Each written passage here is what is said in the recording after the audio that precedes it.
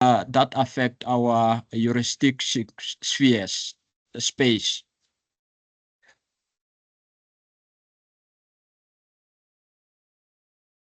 Well, my presentation actually is in two parts.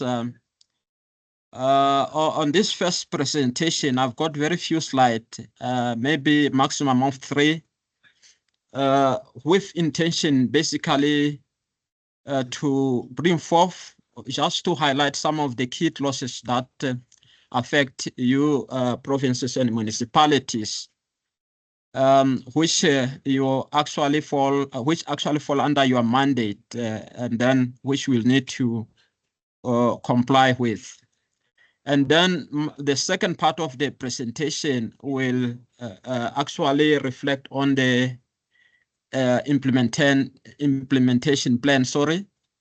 We actually at national level have prepared a spreadsheet on the Climate Change Act implementation plan, which basically detail the clauses that affect us, and then also define what is it that we are to do, mandated to do.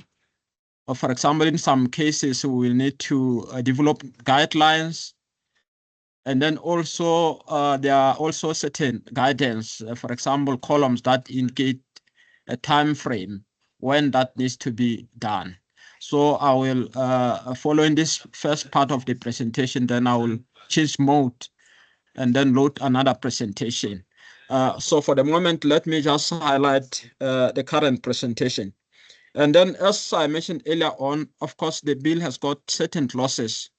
The slide you see actually highlight some of the, I think these are the key clauses that affects your jurisdictive space, which you will need to actually follow on and ensure that this is incorporated within your performance plans. Well, on the second chapter, specifically of the bill, it provides guidance to all organs of states, which you are also part of. This under actually clause 271A, it mentions that every organ of state that exercises the power of perform a function that is affected by climate change or is entrusted with powers and duties aimed at its achievement, promotion and protection of sustainable environment, must review and, if necessary, revise, amend, coordinate, and harmonize their policies, laws, measures, programs, and decisions in order to ensure that the risk of climate change impacts and associated vulnerabilities are taken into consideration. Basically, this clause now mandates you to ensure that you review. You now have a new mandate to review your current policy strategies. At some point, you'll need to revise. You are also mandated to coordinate and harmonize your policies to ensure that risks are being addressed. So this is one of the key, mandates that fall under your spheres of, operations that you need to make sure that this is addressed. This has to happen from time to time. So basically, whenever, for example, you are reviewing your strategies, this will always have to come into mind when you develop, for example, terms of reference, when you are working on your programs. You will then need to actually take on board this clause to ensure that, that this is catered for. So this is one of the, the crucial, regulation that affects you. The second one is 15.1A, where you are actually mandated to undertake a climate change needs and assessment. Climate change needs and response assessment.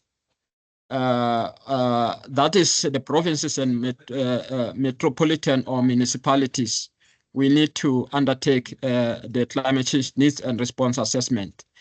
This has to happen within 1 year of the publication of the climate change adaptation plan. So this should also, by the way, should also cover both adaptation and mitigation aspects. So it is an element also that you will need to also take care of.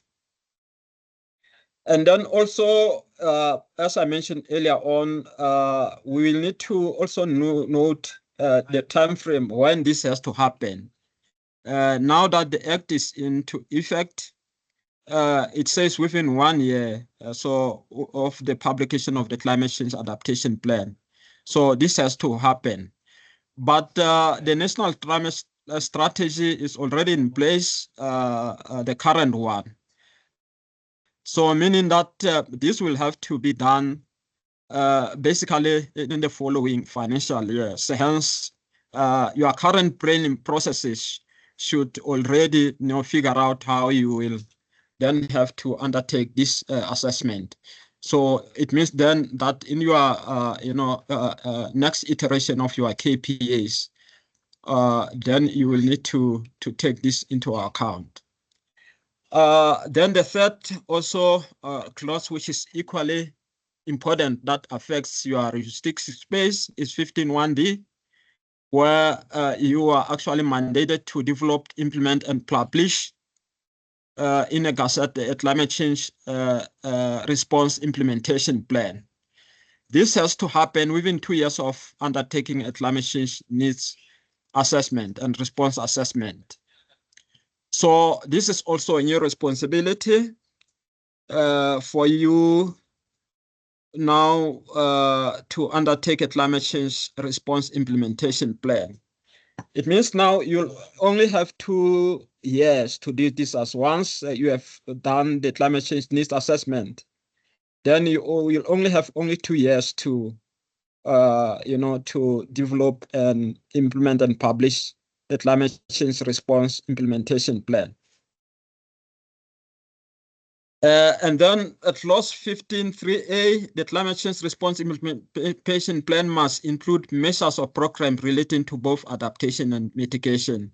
So this is another element that you need to also consider.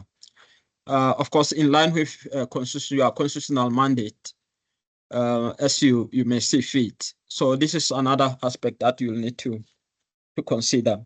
And then on 15.4, a provincial climate change response implementation plan contemplated in subsection 1D must form a component of the provincial environmental implementation plan developed in terms of section 11.1 of the National Environment Management Act.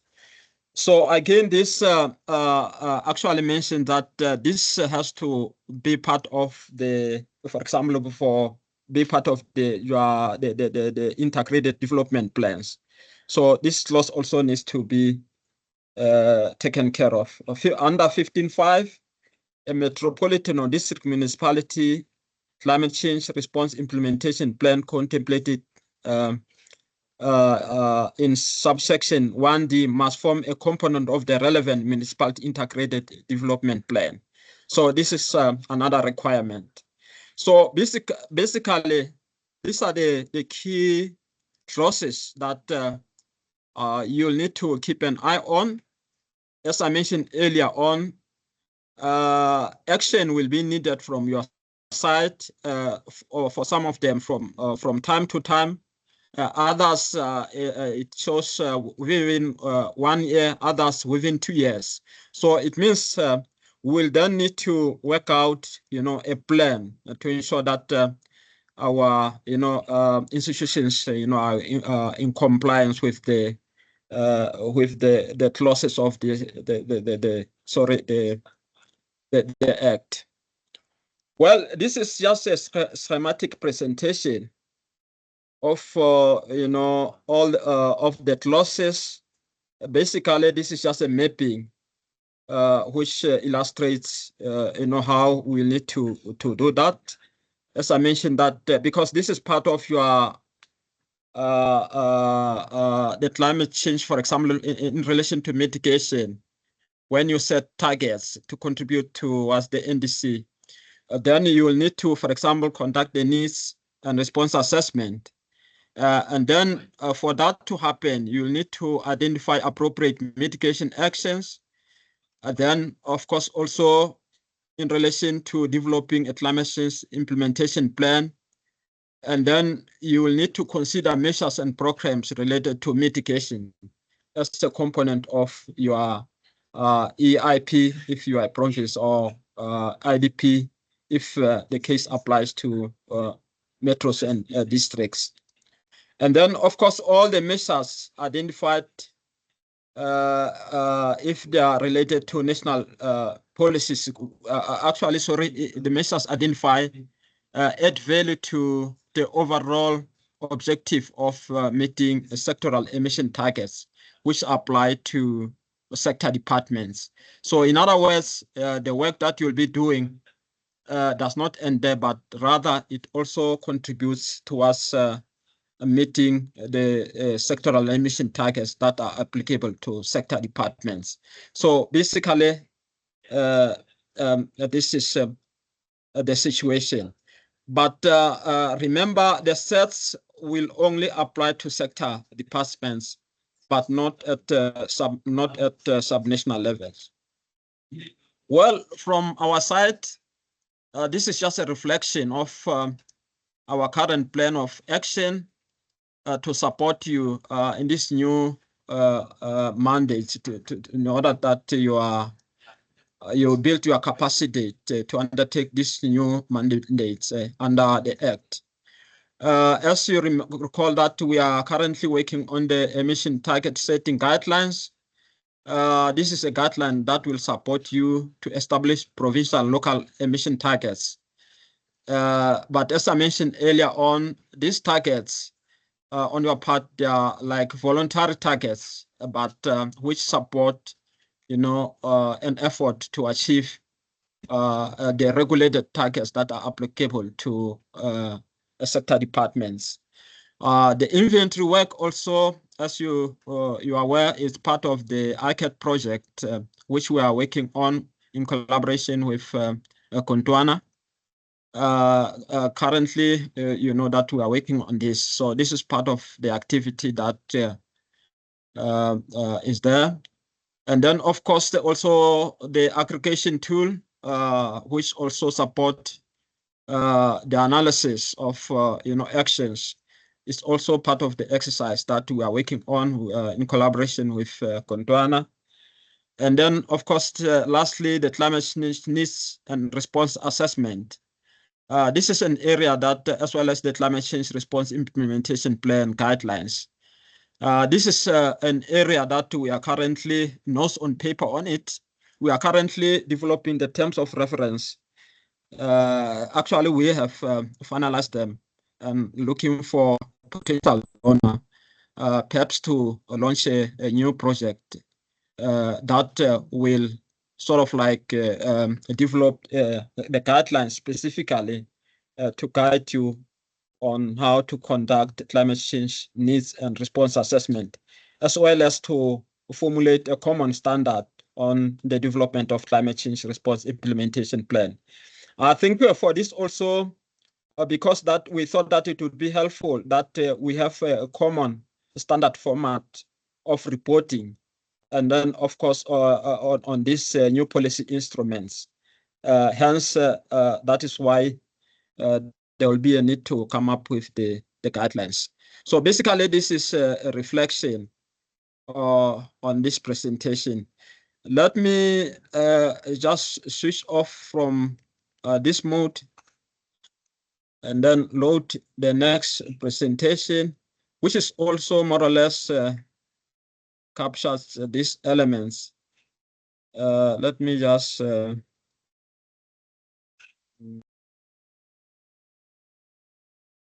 second.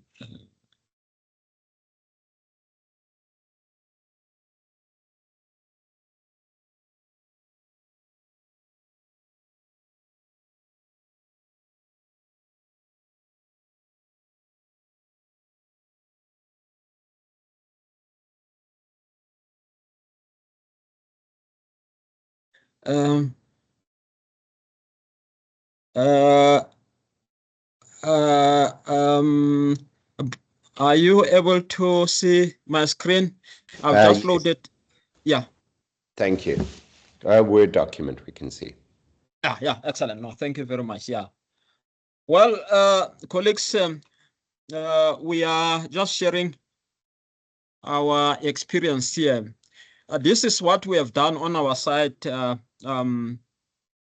to prepare our readiness, actually, to comply with the provisions of this act.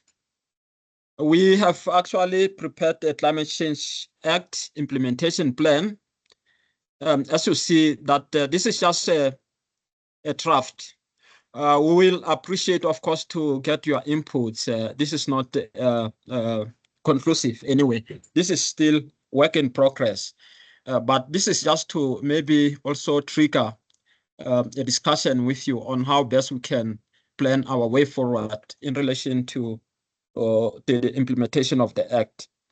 So the spreadsheet in the first column, it reflects the clauses of the bill. And then the second one, it describes each clause. And then the third column reflects on the status quo. In other words, what has been done, achieved in relation to this clause, if there are any such instances. That is reflected. And then the fourth one is the implementation requirements. Basically, this reflects what is it that we will require to implement the regulation, the respective regulation. In some instances, it could be that we need to develop new regulations. In other cases, we might need to develop guidelines. In other cases, maybe this will require a policy review. In other cases, maybe there would be a requirement for systems of tool or infrastructure, setup. Others, they would require, for example, institutional arrangements, revisit. Others, they would require further work on implementation frameworks and as well as coordination. So basically, this is this column. Then I think this is the fifth column, which reflect the time frame when that has to happen.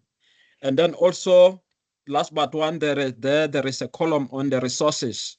For some of these clauses, they would require, for example, financial support funding actually to be able to comply with the clause, in whose case you need to develop a project and implement it. Others, they would require, for example, technology transfer, others, human resources, other requirements, for example, a revisit of the institutions, and of course, looking at the implementation aspects. Now we also reflect on which CD within the department is responsible for that. So basically, this is the implementation plan. We are currently actually already working on some of these elements on the ground. For some, we are currently developing terms of reference where we see fit. For others, we have already identified gaps in our current systems, and perhaps also others we intend to develop guidelines. In other cases, as I mentioned earlier on, we will have to upgrade our system so that we are able to comply with the relevant, process of the regulation. I will not go into detail into this, but some of the clauses also reflect on your part. I will make, for example, the clause 8.1 that affects your space. We have where it mentioned that every previous intergovernmental forum established in terms of Section 16 of the Intergovernmental Relations Framework Act also serves as a provincial forum on climate change. So we actually reflected on what it is there on the ground in the provinces, under each province. And then, of course, this is subject to your review, as I mentioned earlier on. then we'll seek your inputs on this to reflect on the current process. And then in our space, then we identify that we'll need, for example, to develop terms of reference for the effective functioning of the Provisional Climate Change Forum. These are some of the possibilities, that are there, but these are some of the issues that we will then need to discuss with you to basically agree on what needs to be done, under these laws. And then also for under clause 9, chapter 2, clause 9, 1 to 4, every district intergovernmental forum established in terms of section 24 of the Intergovernmental Relations Framework Act also serves as a municipal forum on climate change. Here again, we actually agreed internally, of course, also subject also to your contribution, that perhaps we'll need to, as I suggested, develop a terms of reference for effective functioning of the Municipal Climate Change Forum. For some of these, of course, projects, there will be projects that will be implemented at national level. That is the project that we will kickstart from our side with your participation, all of you.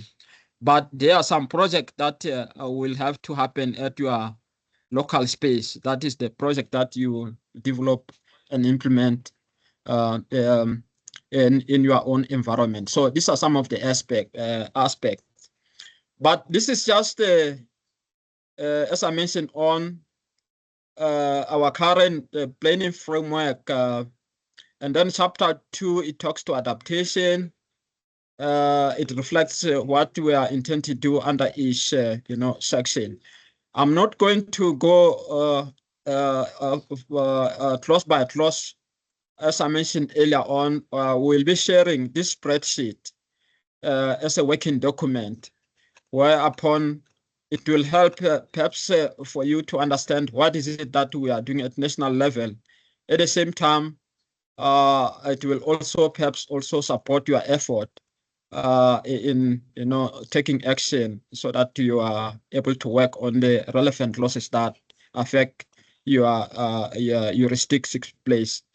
Colleagues, maybe let me stop here, but to conclude the presentation, we will be sharing this presentation with you.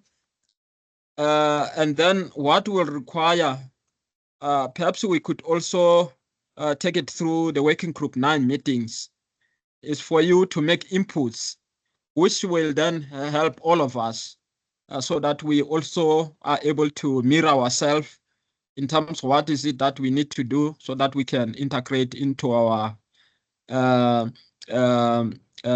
quarterly targets as well as, KPIs, as well as on your space. Then that will also help so that you can plan better.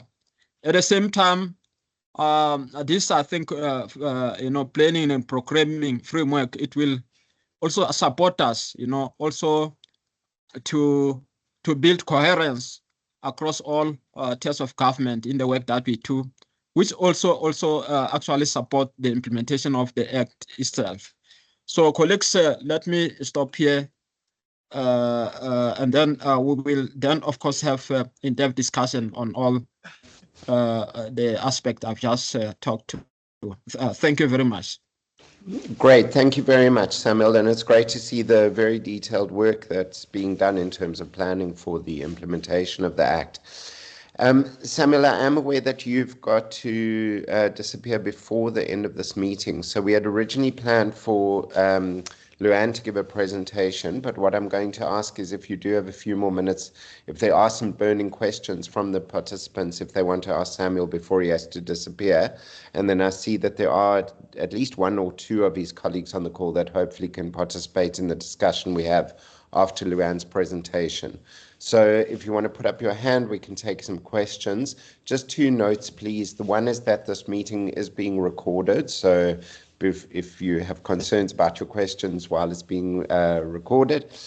about it being recorded. And the second one is Luann's posted a link, please, just to sign the registration form. So if you could do that while we're discussing. So Mosadi, I think you've got your hand up as the first person. Please go ahead. Yes, thank you, Chair. Good morning, colleagues. Thank you, Mabena, for the beautiful and comprehensive presentation. I just want to check, okay, before I check anything, please share the recordings. I just want to check, I understand you say this is some kind of awareness building with us, but I want to also find out, will DFF be doing some kind of a roadshow with provinces? Because at the moment, not everyone is here. My managers, I think I must also tender an apology. They could not attend because of other engagements. So I just want to check, will there be any roadshows with provinces, province by province, for us to understand what should be done? And I must also indicate that Northwest Province is already, I think, somehow ahead, because we are developing our climate change strategy and implementation plan. So I'm happy that you have already developed a document that will assist us moving forward to, I think, complete our strategy. So yeah, that's my take. Thank you. Thank you very much, Mosadi. Samuel, do you want to respond to that? Yeah, no, thank you very much, Malufane. You have actually raised a very important issue. Definitely, this is just the onset of the process. There will definitely be roadshows on this. Actually, since now this is an agenda that is a standing agenda in all our KPIs, we will be reflecting all the time, actually also through the Working Group 9 meetings on implementation of the Act. So this will become a standing agenda now, actually, as part of this, the Working Group 9 meeting. Definitely there will be roadshows so that we work together to, build consensus. Also, thank you also for reporting that you are already working on your strategy and implementation plan. That is good, because now you'll be able to see where that needs to be reported, maybe on the table that I just indicated. And then you will need to cross-check your timeline to say that, okay, my strategy will be finalized by this date. So the Act requires me to report on this by this date. So I'm on track. So then you'll have that comfort to know that you'll be able to report. So that is also helpful. But as I mentioned earlier on, then what you have just reported and briefed us on, please do maybe upload on the spreadsheet. This will be our maybe draft working sheet, where now you will see indicate, okay, we are currently working on a strategy. We are thinking we'll finalize by this date. Then we can always check, okay, and then next financial year, this is when the reports have to come out. Northwest now is already, ready to submit a report. That is fantastic. Thank you very much. Thanks, Samuel. Samuel, have you got time for 2 more questions? I see there are 2 more hands up. Yeah, definitely. Thanks. Yeah, thank you. 3 more hands there. Mark, please go ahead. Thank you. Thanks for the nice presentation. Just 2 questions. One is around capacity. I'm assuming you had some sort of assessment of differential capacity in local and provincial departments. And then do your guidelines take into consideration that lack of capacity or different capacity in different spheres of government and different municipalities or organizations? Then the second question is, you talked about reviewing policies from time to time. So if there's a policy that has an impact on climate right now, should it be reviewed immediately or whenever? And what does time to time mean by in that clause? Thank you. No, thank you also for that very helpful comment. Well, in terms of capacity, Definitely, the Act comes with new responsibility.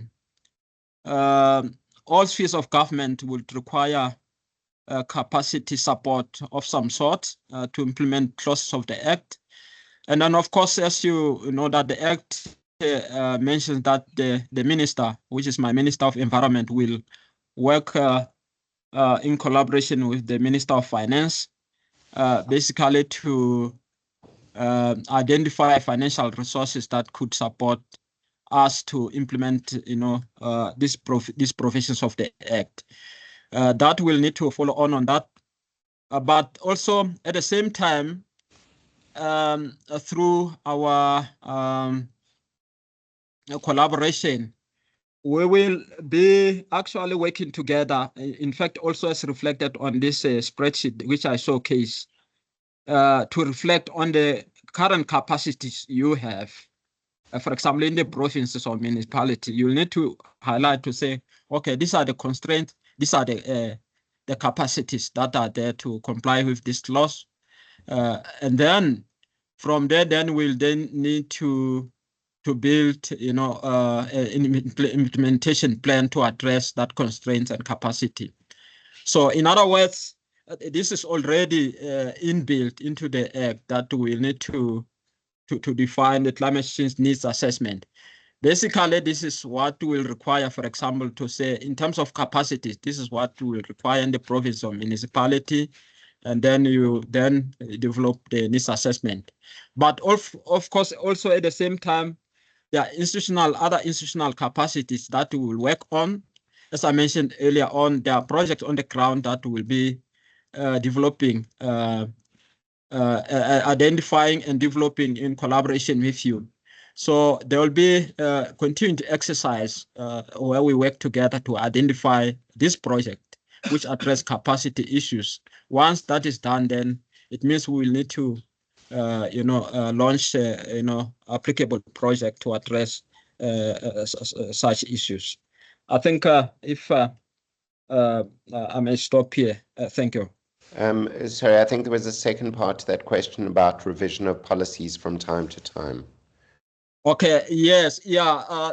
The other one of a review, I think you'll recall that the strategies which are currently in place, they are subject to review. Some of them, the review comes after every 5 years.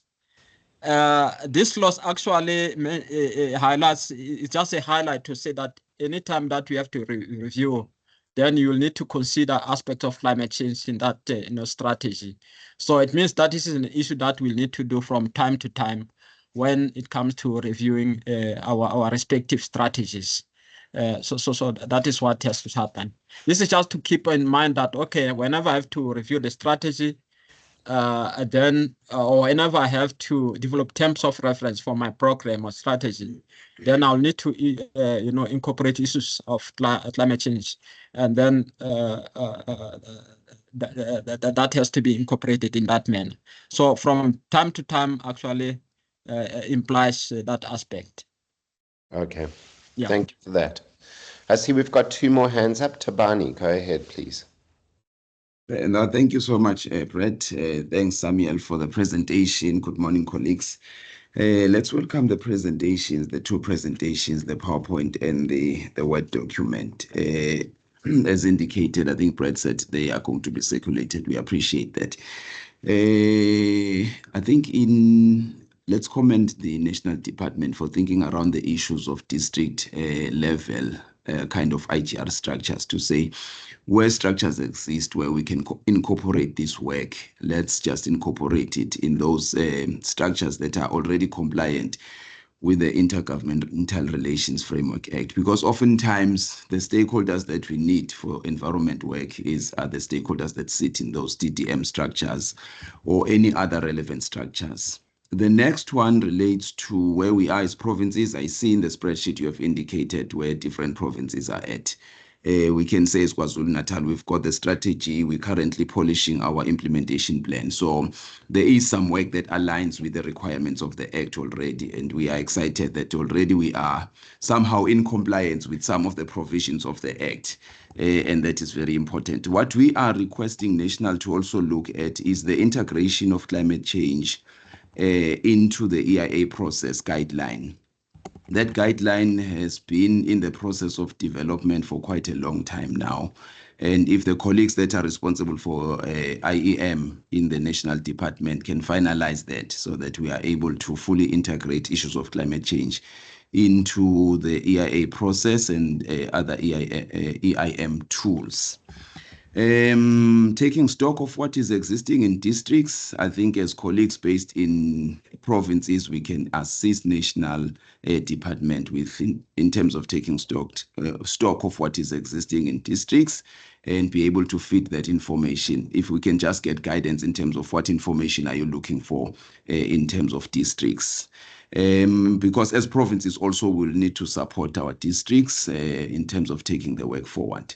And then, yes, let's take the discussions further to working group 9 so that we further discuss implementation issues. Just one area of clarity around the sets, Mr. Samuel, did you say that the national sector departments are the ones that are going to help set up the targets, the emission targets, so that we get that right? And then as provinces, we are going to support that process going forward. Thank you so much, Brett and colleagues. We welcome the presentation. Thank you. Thank you very much, Tabani. Samuel, I think we need to move things on a little bit. I don't know if you've got a short response to that. And then I'll carry on. Yeah, maybe let me just react to the no, thank you very much, Tabani. I think you raised very important issues about the importance of integrating climate change into the integrated EIA guidelines. We'll follow on that. And then also the issue of stock taking also is important. I think what we could do in this space, we could build on the work already done in collaboration with Kontwana on the status quo report. And then we'll build on that and then, work further from them. And then, of course, essentially, we could also potentially, because currently we are working on the new proposed project, which will look also will actually look, we'll undertake a broader stake taking exercise to understand where we are currently, so that this can also be addressed. On the issue of sets, yes, sets are applicable only to sector departments, not at provincial or municipal level. But recall that the voluntary targets, these are not sector emission targets defined in the Act. The PERS, the provincial emission targets and the local government emission targets, that for which we are currently finalizing the guideline. So those targets are not the ones that are defined in the Act. The ones in the Act only are applicable to sector departments. So I think that provides clarity. Thank you. Thanks, Samuel. Matthews, I saw your hand was up, but then it's gone down. Was that a similar question? But otherwise, if you want to pose the question, please go ahead. I'm covered, Chair. Thanks for the presentation. Excellent, thank you. So that's great. Thank you very much for those questions. I'm not seeing any more hands up at this point. So what I'm going to suggest now is that we move on to the presentation by my colleague Luann Stevens from Gondwana, who's also on the project team. Samuel, I do recognize that you do have to leave the meeting, but so thank you for your participation. We do have your colleagues, I'm noting Malebo and Hendrik on as well, so I'm hoping that they will also be able to participate when it comes to the further discussion. But Luann, over to you to... Thank you very much. Yeah, thank you. So Luann, over to you to talk a bit about what we found about the province's readiness.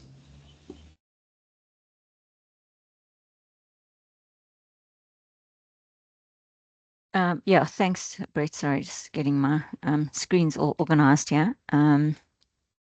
So I can see both the questions and the presentation.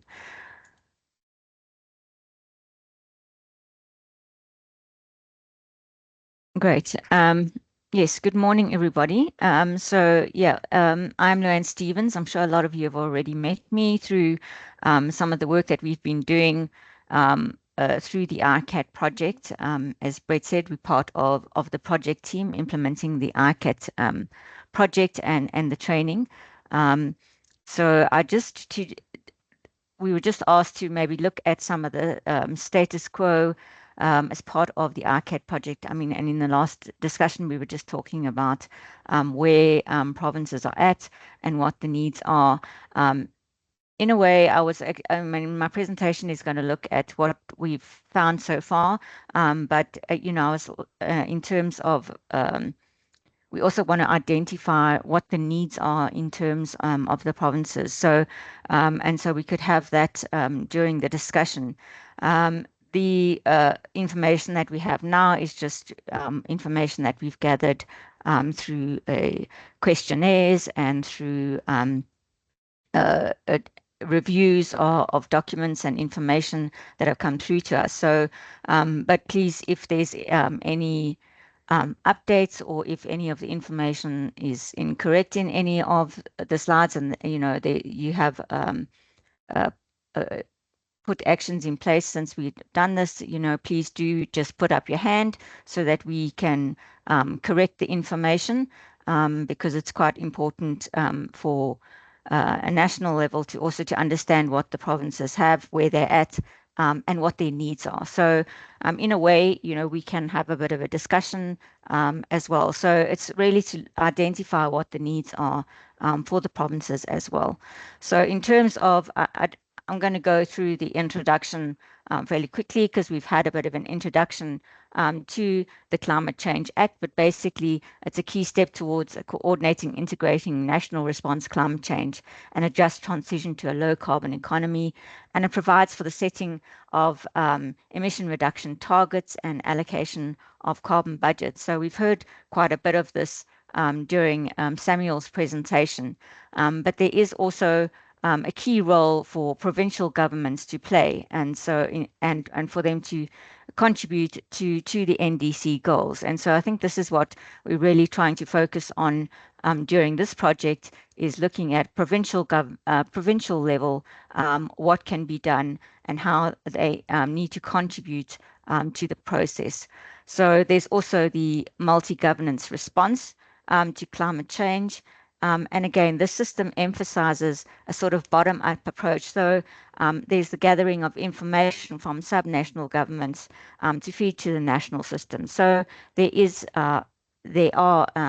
provinces do and local governments do have an important role to play in the whole process, as we've seen as part of the Climate Change Act. So and we have seen this, as Samuel just presented, really is looking at around the Climate Change Act on Chapter 3 really outlines the involvement and the contributions that provinces and municipalities need to play in terms of development of their climate change response and developing implementation plans, which both have adaptation and mitigation aspects to them. So this is really an important part for the provinces to play. So what we're really looking at is in terms of climate change action planning. I know the focus, as we've mentioned, there is a lot of adaptation activities going on as well. But for this webinar, we were really focusing more from the mitigation side. This is really, I think, because there is the National Adaptation Group is also doing a lot of awareness around the adaptation activities. So from our side at the moment, we're just looking more from a mitigation point of view. So when we look at the action planning, what is important is that we need to develop an inventory to set targets and select actions to achieve those targets, and then develop action plans to put those into place, and in many cases need to obtain resources in order to implement those action plans, and then to put policies in place. And then what is important also is the monitoring and tracking of progress. So really your inventory sets the state of where things are at currently, and then your monitoring and tracking will have a look at what kind of impacts the policies that are being put in place are having. So it is important to do this tracking. So this is something that I think is still developing in a lot of provinces, but really the ground level is to start off with understanding what the emission inventories currently are. So if we look at where the provinces are currently, and as I say, if there are any changes or corrections, please just put your hand up, and so that we can actually change any information in the system, so we can provide the updated information to National Department.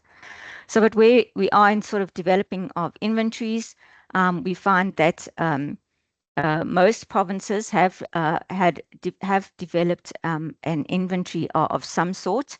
The various different years they've been developed over time, and some provinces have done an initial inventory and then are currently there's a couple of them that are currently being updated as we speak now. So it looks like the Western Cape, Gauteng, Northwest, Limpopo, KZN, and Mpumalanga have fairly recent updates or are currently updating their inventories.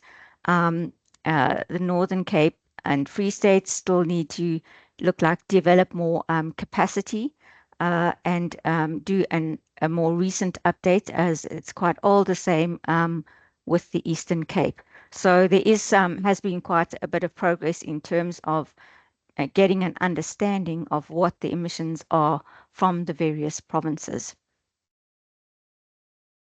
I think what we really need to understand is what are the gaps and constraints and challenges, because this is where we need to National Department needs to understand how they can assist provinces through the process. And so looking around and having questioned some of the provinces in terms of what the constraints were, we see a number of challenges. I think that resource constraints come up quite a lot. This in all cases, not just for the inventory, as you'll see later as we go through the different steps. Resource capacity constraints seem to be the biggest challenge. With inventories, often there's data collection challenges. And then the other one is capacity building. I think we've already spoken about the need to build capacity. And so in terms of the greenhouse gas inventory development, there is a number of provinces that indicate that have a need for capacity building. Then in some cases, data accessibility and funding. We will also talk a little bit about funding in the next webinar. And so maybe we can have a look and discuss that in a bit more detail during that session. So it seems that mostly resources, capacity, and data are the main challenges with the greenhouse gas inventory development process. In terms of emission reduction targets, there are a number of provinces, Gauteng, Mpumalanga, Western Cape, Eastern Cape, and Limpopo, that indicate they do have emission reduction targets, but not for Northwest, Northern Cape, and KZN. So there is starting to develop. So once provinces understand what their inventories and emissions are, targets are being developed. And in some of the provinces, but there's a couple that still need to develop specific targets. And so we will talk a little bit more about target setting also in the next webinar session. And we will also be having some target setting training later on in the month. In terms of main challenges on this aspect, again, capacity building and resource constraints are always the biggest ones. I think these will come up in all cases. Inventory data and monitoring methods, there seems to be, were highlighted as well. Inability to assess mitigation potential. So that could even be, I guess, more a capacity building as well in terms of building capacity around assessing what the mitigation potentials are. and buy-in. I think buy-in is also an important aspect for everybody. To gain buy-in is always important, because this really gets people to understand and to know how they're involved, what the processes are, how data is going to be used, and then also to understand what they can do to assist with the process of emission reduction targets. I think also it comes again around to building awareness with all the various different stakeholders as well, so that you can increase the buy-in. I think one of the other aspects that was highlighted is that the implementation of actions to achieve reductions are outside the control of provinces. So I think this is something that is probably going to be challenging from the municipal and provincial levels, and this is going to apply to all provinces as well, is that some of the actions, there has to be an understanding of how the actions work and how that can be controlled. It's not always within the control of the provinces, and so we need to have discussion around what to do in these situations. And so I think this one will probably also apply to all the provinces as well.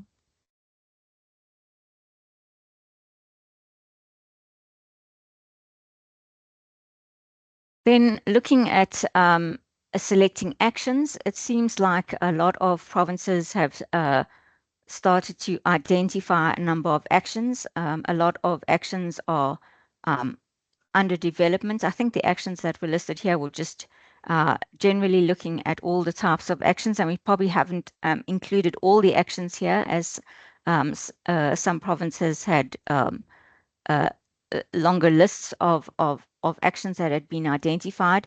But it is really good to see that a lot of the provinces are starting to think about possible actions and things that can be put in place in order to respond to the climate change activities.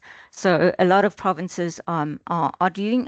I think the biggest issue, though, is really to move these then from identification and developing into actual implementation. And so this is probably where the next steps are required in terms of moving forward, is to really get, once those have been identified, is to actually develop actions and implement policies to affect these selected actions.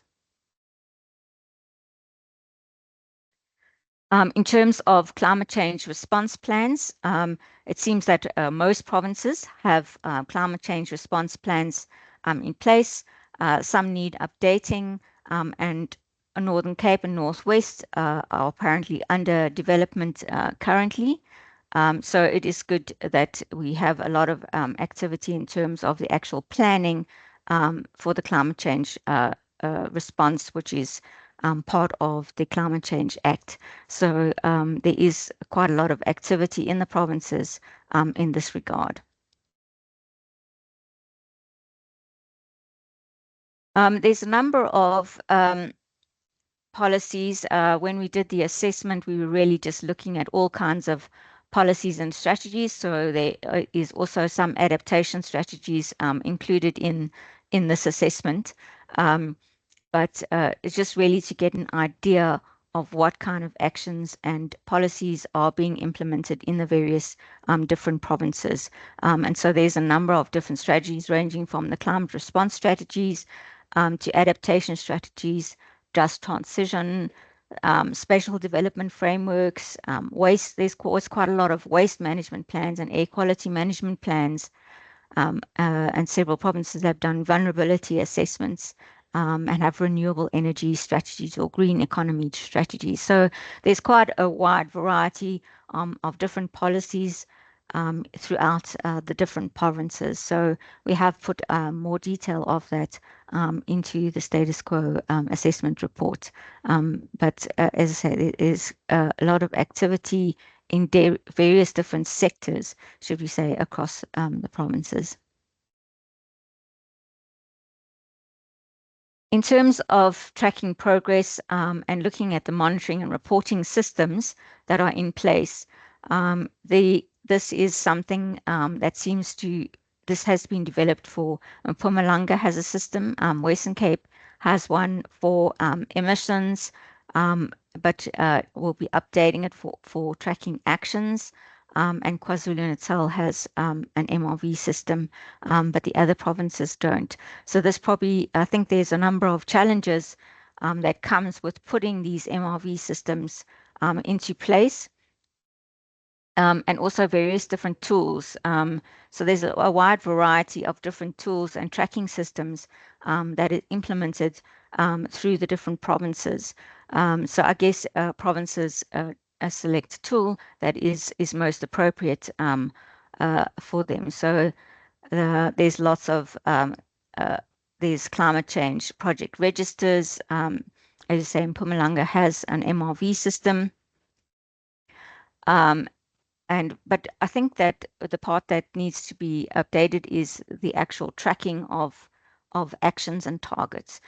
So tracking the progress towards achieving those targets. But obviously there has to be targets in place in order for you to track progress against those targets. So I think this is the part that is will probably start to develop in future because there's we have to have put all the inventories in place and targets in place before you can start monitoring and tracking. But there are a number of different tools that have been implemented in some of the provinces. But I think this is something that needs further development as we start to implement policies and track the actual targets. I think we have had a discussion through the ICAT project on one of the tools which is used for tracking actions. So we can always have another session of that if anyone is further interested in going more into detail on that tool. We did distribute the tool in the last session that we had around the tool. But if there is anyone that wasn't in those sessions and has an interest in looking at the CAAT tool, I think we will also talk a little bit about this in the next webinar as well, where we talk more about emission targets and tracking. So we can discuss that further in the next webinar as well. So the main challenges that have been found with developing and implementing MRV systems is lack of institutional arrangements. I think this is actually quite an important one in terms of provinces need to understand what the arrangements are, who's going to be reporting what, and who's going to input information into the system. So having good institutional arrangements is an important part of an MRV system.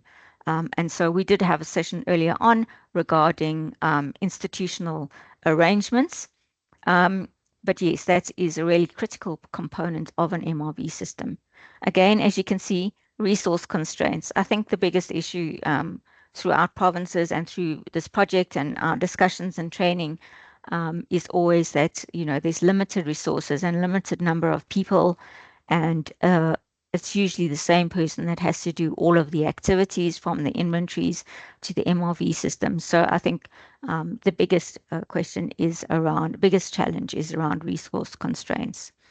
And the last one was a lack of integrated data collection reporting approach.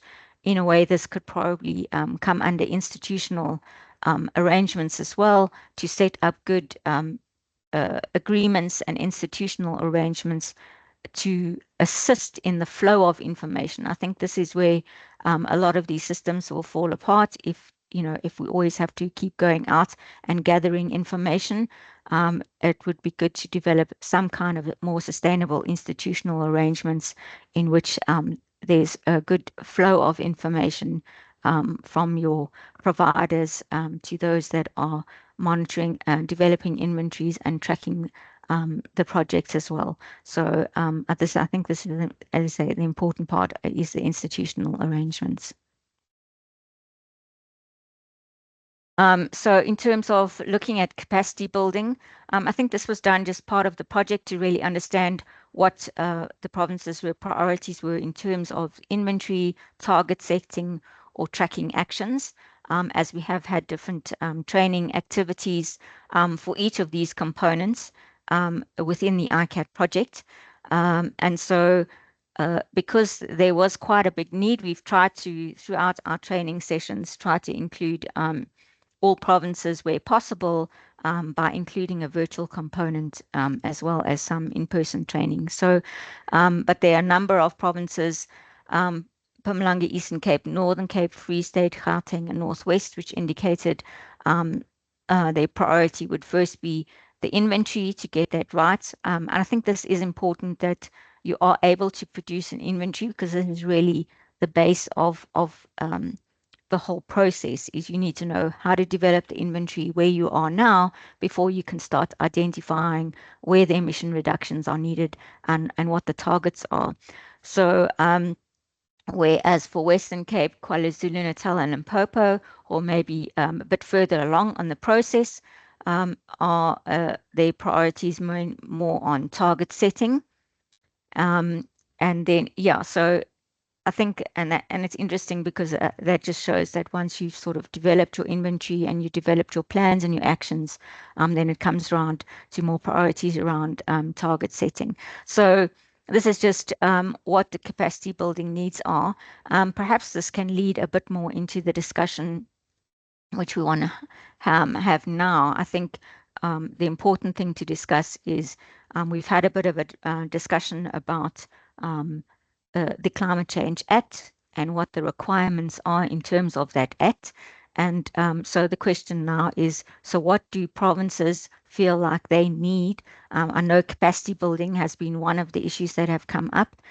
Perhaps there are other needs from the provinces in terms of requirements for delivering on the activities in the Climate Change Act. So perhaps this can lead on into those discussions to understand from the province point of view what their needs are. So this is just an overall summary of the kind of where the provinces are. There has been quite a bit of progress made by provinces, but there are still a few areas and a few provinces that perhaps need further assistance in terms of reaching the requirements are under the Climate Change Act. So these will be noted during our status quo report, and then I think it can be taken forward to National Department in terms of what do the provinces see that their needs are going forward now that the bill has become an act. So yeah, so that's just a broad overview of what the status quo assessment showed. As I say, happy to take any questions or make any adjustments, but we really want to hear from provinces in terms of what they think and what their needs are going forward. Thanks. Thank you very much for that, Luann, and hopefully that'll now spark discussion. We've got a further 20 minutes left, so I'll let people raise their hands again, and once again I'm going to draw on the DFFE team to help respond to questions, particularly around the Act. While I'm waiting to see any hands go up, I just wanted to note two things. The first is a reminder to complete the registration form, and the second one is a note from Martin that all of the workshops as well as these recordings are going to be publicly available, and there is a YouTube link in the chat, so please make note of that if you can. There was also one question which maybe DFFE could answer, which we didn't get to in the chat before, is whether there'll be financial support as per Section 18. The question was, do we need to cut more teacher jobs to pay for Gazette and newspaper notices? So I don't know if DFFE wants to respond to that question around financial support, and then we'll start taking some questions. Yeah. Malebo, could we put you on the spot to I'm just checking, is Malebo still on the call to help with the Yes, I'm questions? still on the call. Okay. Any response to the question about financial support? So on the financial support, there will be something that I think we also have something that is planned to have a presentation on how can provinces do apply to get financial support from other donors. But then otherwise, there's still also another plan on how are we going to mobilize financial support in order to support provinces. So I'm hoping that with the presentation that is it coming tomorrow, ne? Where I think we do have a presentation where we'll be discussing on financial support on resource mobilization. Thank you.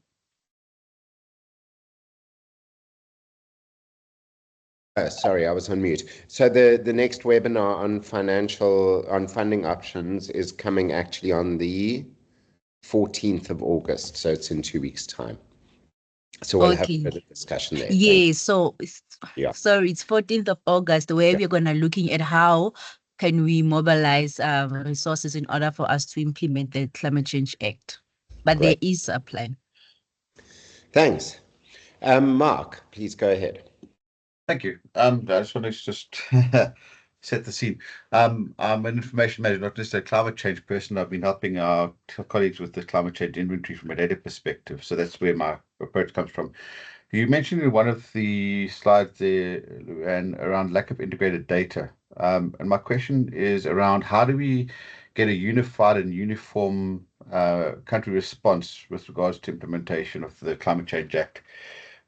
So are we going to be using IPPC data standards? Are we developing national ones? In terms of data monitoring methods, are we developing standards for that as well? Because I see in some of the slides you showed that various provinces have got different types of tools they're developing. But if we're trying to find a unified national way of sort of integrating all the information, we need to find standards for how we report and how we monitor.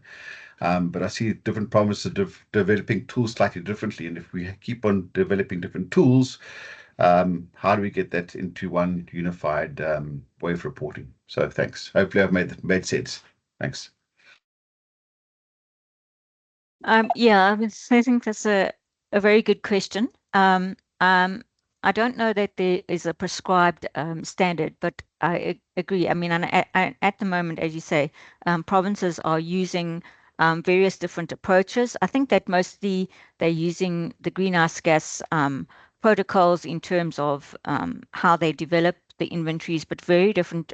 We have found different provinces use different tools in terms of whether they're using sort of Excel spreadsheets or the Cirrus tool or the IPCC software. So yeah, at the moment, there doesn't seem to be a standard. I think that it's difficult.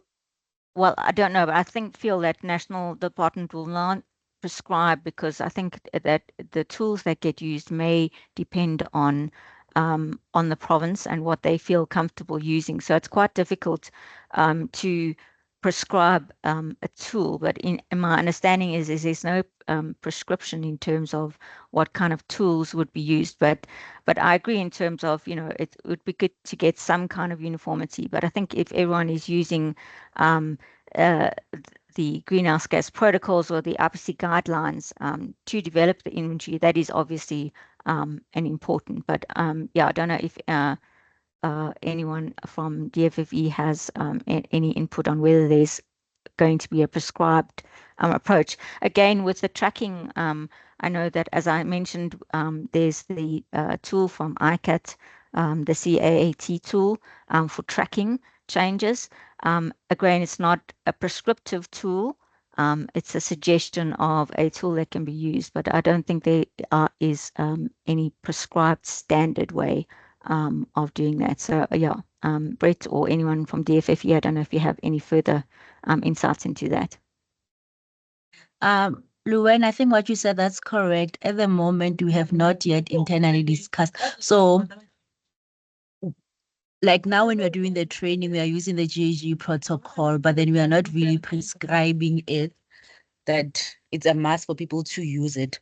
So I don't know, because after the Climate Change Act, we're still going to do regulations. So maybe along the way, when we're doing regulations, maybe that's where prescribing will come into place. Thank you. Yeah, thanks.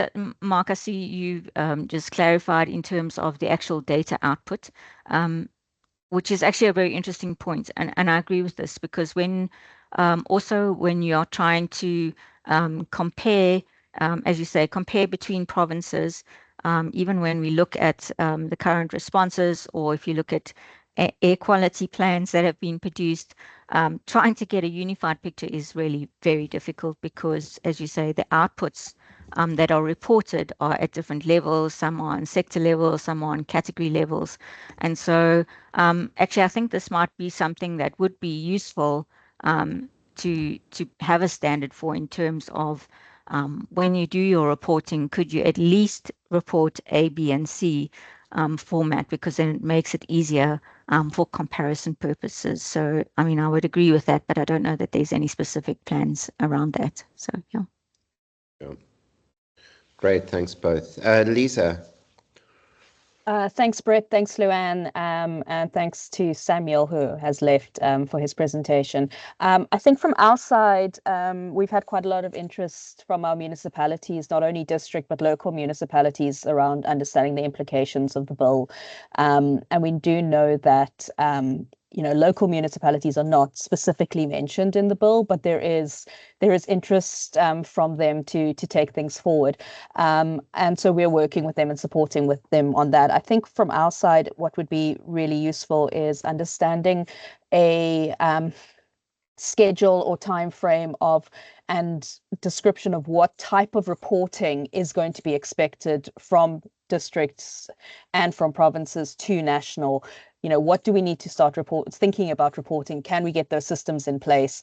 And how do we start? It's because we've got to coordinate, obviously, at the local level as well, and the district level, to get that information to feed into national if that structure is in place. So I know that things are very early days, but I just to put that into the minds of our DFFE colleagues, that would be extremely useful for us to understand kind of the frequency of reporting that would need to happen, and how and kind of the flow of reporting that would need to happen. That would just help us with some of the planning from our side.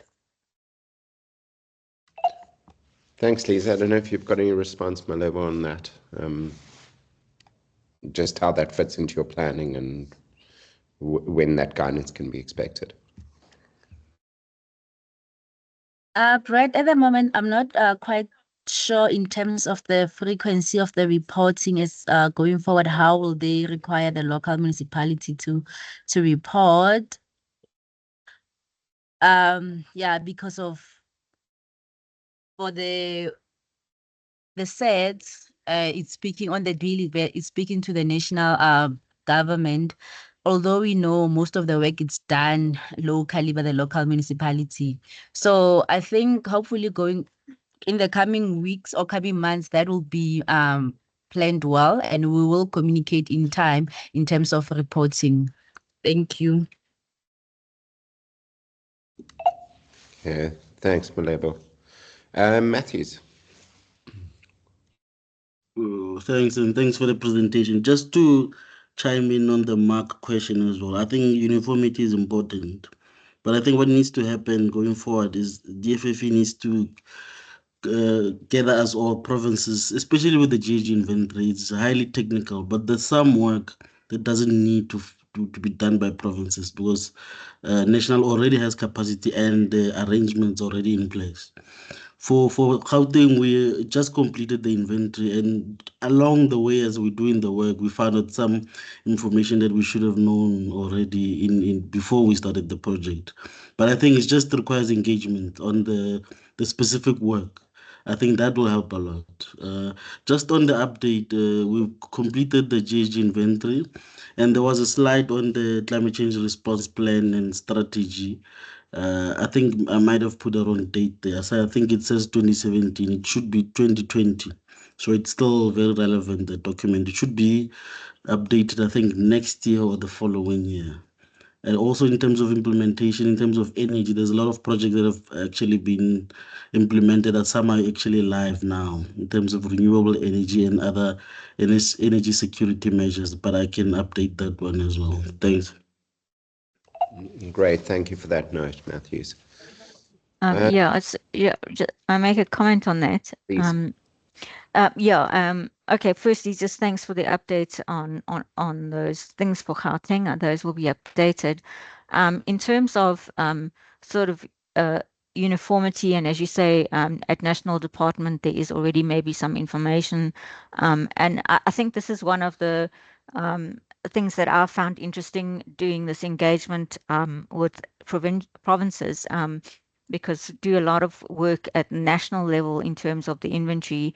And I know there was also the national inventory is out for public comment, and there were also some comments in terms of, what does this mean from a provincial level? So for me, it's very interesting, to see there's more interest now from provinces, and maybe we need to also think about, or maybe a national department needs to think a little bit more about the national inventory in not only how it can serve the international requirements, but also speak a little bit more towards the provincial level, at least to provide information for South Africa as well as the international market. So, for example, putting out perhaps emission, including emission factors and things like that within the document, because that may also be useful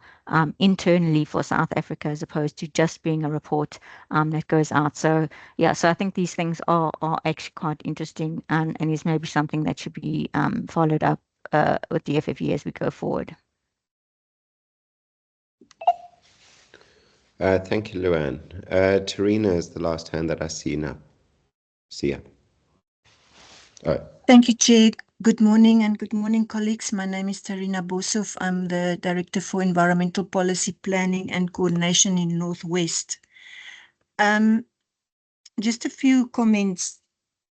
If you look at the status quo of provinces to implement climate change responses, I'm sure you could see from your tables that there are different levels of readiness among the provinces. And I think it's, what is the word? It won't be good to just lump them all together and have the same level of addressing the issues. In a way, you need to categorize the provinces and say, these ones are at level 0 and these are at level 3 or whatever. And then address the issues based on those levels of readiness, because you cannot talk the same things. If, for example, if you put Northwest and Western Cape next to one another, they will be interested in totally different things than we are, because we don't even have funding or a climate change unit in our department. And whereas Western Cape has a director for climate change. So you cannot talk on the same level to all the provinces, because it will not bring you to the product that you want to have.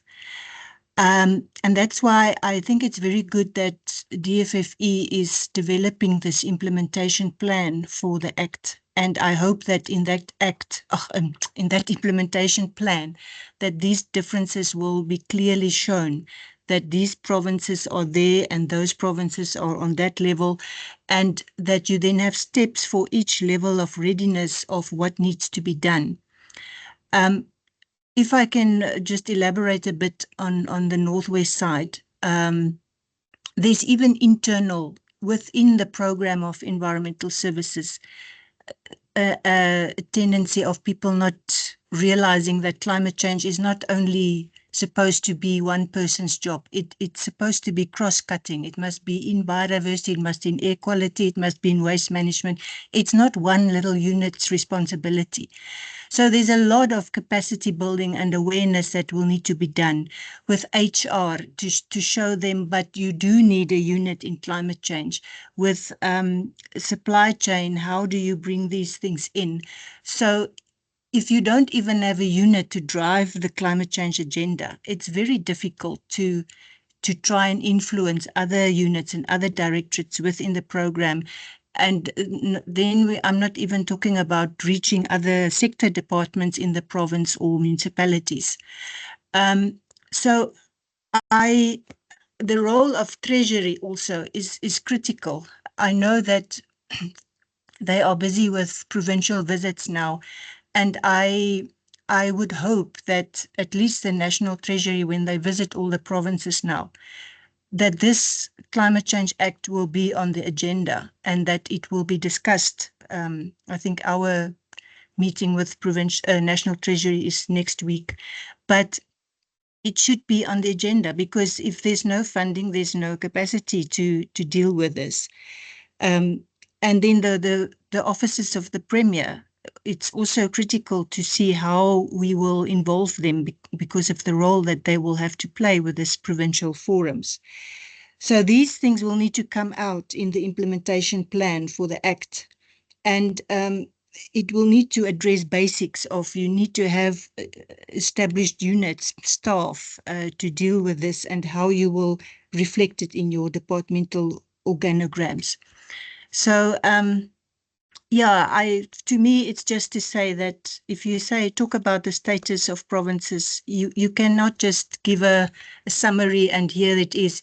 They will need to be categorized, because if you don't do that, the ones like Northwest that is really lowest of capacity, they will always fall behind in the cracks, and focus will be on others to move forward. Thank you.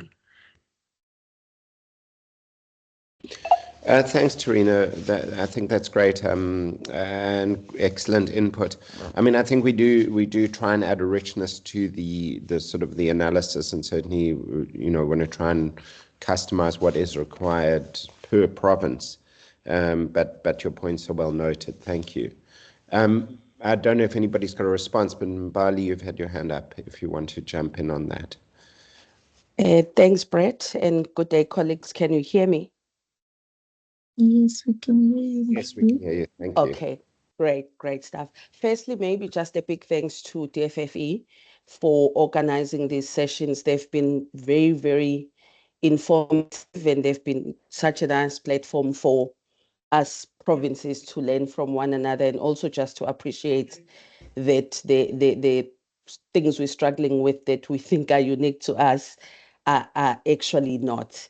So as KZN, I'm sure we would have mentioned this before in other engagements, we are currently sitting with a big issue of not having a dedicated team for the mitigation work. So while before the biggest challenge would have been data, acquisition and other data related issues, while we had a dedicated team, we are now, so there's been a shift.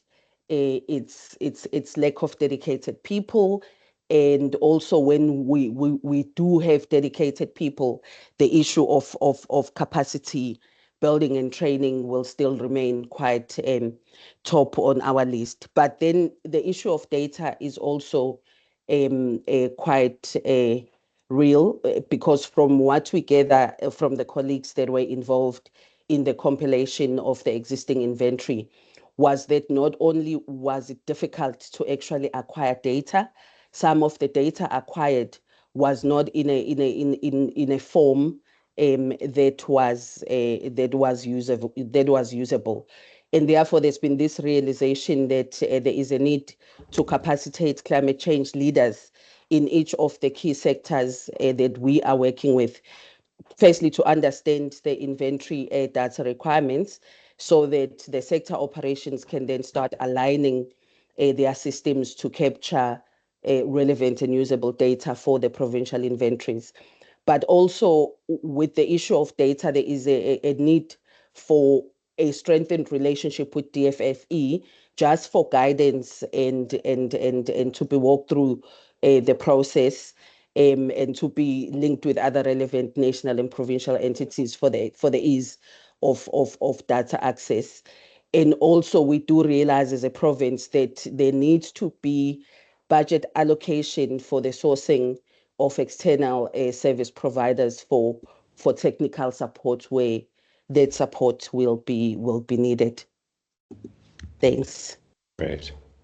Thank you very much for that. Luann, do you have a response to that? I see your hands up. Yeah, I mean, I was just also just going to respond a bit to Rena's comment about, the state of readiness, and that some provinces, that all provinces are very different. And I mean, I totally agree with this. And I think this is one of the things that has been part of this project, is to identify the different needs. And it's not just looking at the status control, but it's trying to identify what areas each province needs. I know that initially when we started this project, we were going to target different provinces with different activities based on their needs. But we also found that there was a lot of eagerness and interest from all provinces on all aspects. And so we ended up kind of opening everything up. But I totally agree that I think, we need to identify and at different levels, provide support at different levels. And in some cases, as you mentioned, Rena, that it's actually even just an awareness building to get everybody on board in terms of climate change. And I think that is maybe another aspect that can be brought in to the planning, is really to build awareness. As you say, some provinces are very aware and have units, whereas others, it's just a case of even just building awareness. And so maybe awareness is also an issue that needs to be considered as we move forward with this climate change implementation and planning. And as you say, not just, through finances and through all the different sectors and offices, so that everybody is on the same page as to what needs to happen. So I do think those are important. And I think that DFFE is aware of those differences. And so hopefully that will come through. In terms of just like, for example, this, as Mbali was saying, with these awareness, they've enjoyed these sessions that we've had. And I think that as we've been having these various different virtual sessions, we have always been interested to see how many people actually join these sessions. And it's more just a chat and a discussion and get to know.